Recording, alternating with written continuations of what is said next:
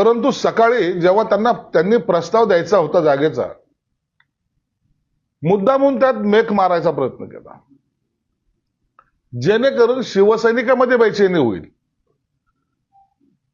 शिवसेनेच्या जागा सोडल्या गेल्या असं चित्र तयार होईल. आणि तसा प्रस्ताव त्यांनी माझ्याकडे काल दुपारी 4:30 वाजता आणला होता. जे रात्री ठरलंय त्याच्यामध्ये चेंजेस कशाला? नाही, आमचे कार्यकर्ते नाराज होतील ही अशी त्यांची जी काही भूमिका होती. याचाच अर्थ होता एकीकडे त्यांच्या उमेदवाराला फॉर्म भरायला सांगणे आणि दुसरीकडे युतीच्या चर्चा चालू आहेत असं दाखवणं.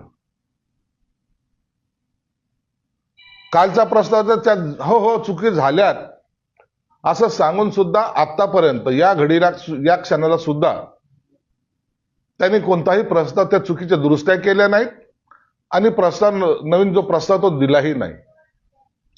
म्हणून आम्ही जे काही आग्रही होतो त्या भूमिकेला त्यांनी तडा दिलाय. स्वतःची ताकद आमची वाढली,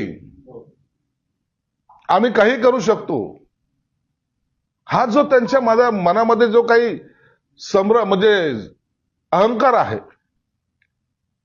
त्या अहंकाराचा अंत आज शिवसेना भाजपची युती तोडण्यामध्ये झालेली आहे.